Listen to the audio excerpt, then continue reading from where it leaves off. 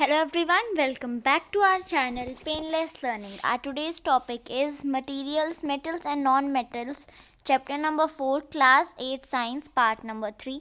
This is part number 3 of this chapter. We have done part number 1 and 2 in previous videos.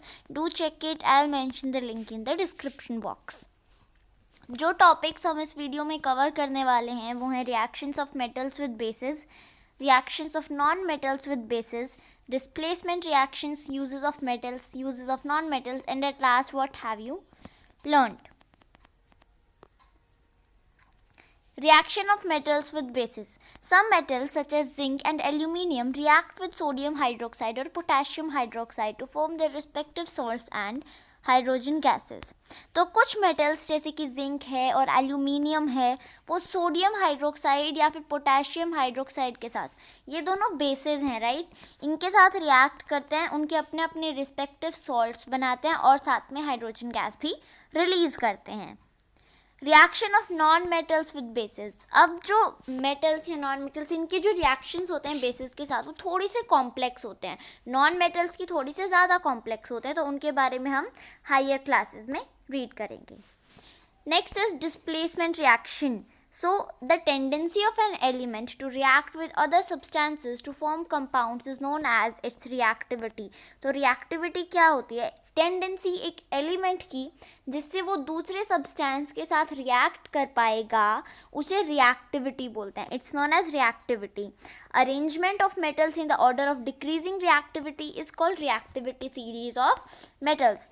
मतलब decreasing यानी ऊपर, सबसे ऊपर जो है वो सबसे हाईली रिएक्टिव होगा, नीचे नीचे जाते जाते जाते वो रिएक्टिव जो है मेटल्स वो कम होने लग जाएंगे.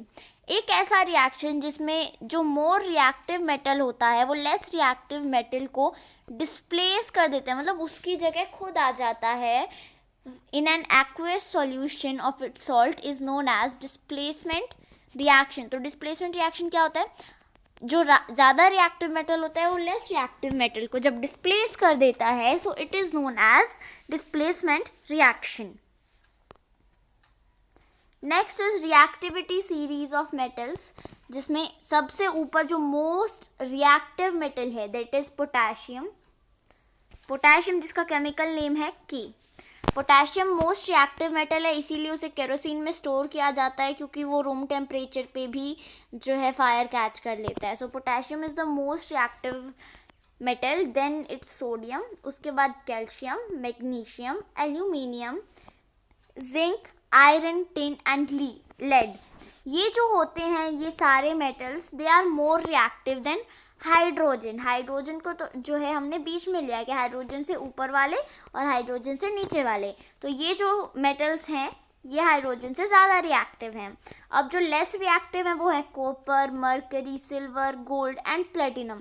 प्लैटिनम जो है वो लीस्ट रिएक्टिव मेटल है. देखो यहाँ पे लिखा भी हुआ है that platinum is the least reactive metal. Next is uses of metals.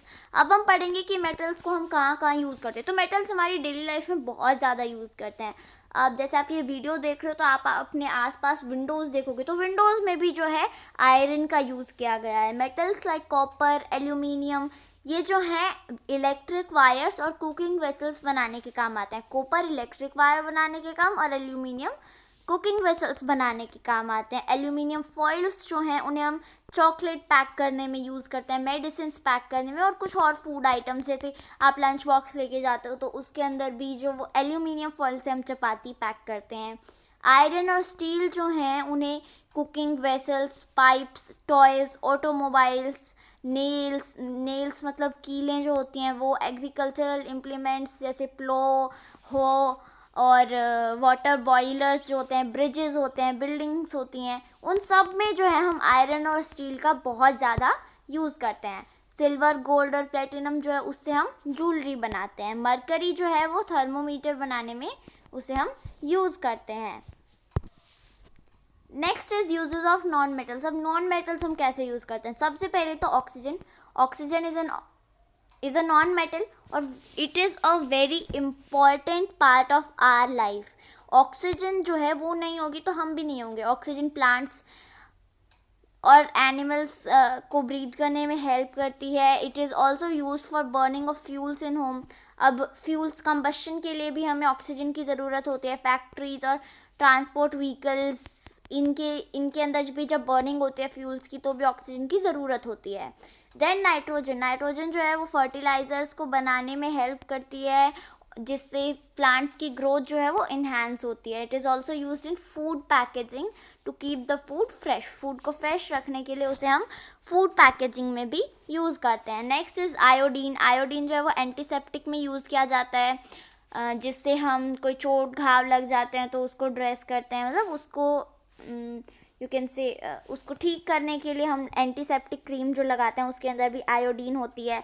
और आयोडाइज टेबल सोल्ट जो होता है उसके अंदर आयोडीन होना सही मात्रा में बहुत ज़रूरी है. तो आयोडीन जो है उसे हम टेबल सोल्ट में भी डालते हैं. क्लोरीन वो जो है वाटर प्योरिफिकेशन प्रोसेस में यूज़ किया जाता है, राइट. सल्फ़र और फॉस्फोरस जो हैं वो फायर वर्क में यूज़ किए जाते हैं, जैसे क्रैकर्स एंड ऑल, इनमें सल्फ़र एंड फॉस्फोरस यूज़ किए जाते हैं. डायमंड भी एक नॉन मेटल है और उसे हम ज्वेलरी बनाते हैं. और cutting and grinding tools and glass, क्योंकि डायमंड बहुत ही ज़्यादा हार्ड होता है. अब देखो इतना हार्ड नॉन मेटल है, और ये कुछ एक्सेप्शंस होते हैं, है ना. तो इसी के साथ हमने हमारा ये वाला चैप्टर कंप्लीट कर लिया है. पूरा चैप्टर कंप्लीट हो गया है. एंड अब हम आ गए हैं व्हाट हैव यू लर्नड पे. इसके बाद एक प्रैक्टिस सेट भी आएगा, उसे भी आप ज़रूर देखना. So what have you learned. The most reactive metal is potassium. हमने अभी पढ़ा.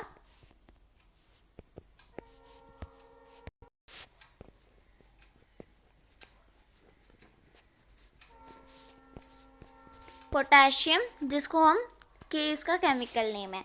Next is dash foils are use to wrap foods. कौन से फॉइल्स यूज किए जाते हैं. Aluminium foils are used to wrap food items. Copper is dash reactive than zinc. तो ये देखो, कॉपर कहाँ पे है, हाइड्रोजन से नीचे, एंड जिंक कहाँ पे है, हाइड्रोजन से ऊपर. तो of course copper is less reactive than zinc. Hydrogen से अगर उसको याद करोगे तो it will be easy for you to learn. Less reactive than zinc. A dash reactive metal displaces a dash reactive metal. कौन से मेटल को displace करता है. तो एक जो मोर रिएक्टिव मेटल होता है वो एक लेस रिएक्टिव मेटल को डिस्प्लेस करता है. Chlorine is used in water purification. Chlorine को जो है वो हम वाटर प्योरिफिकेशन में यूज़ करते हैं. अब अगर उस मेटल के अंदर दम ही नहीं होगा तो वो दूसरे मेटल को कैसे डिस्प्लेस करेगा.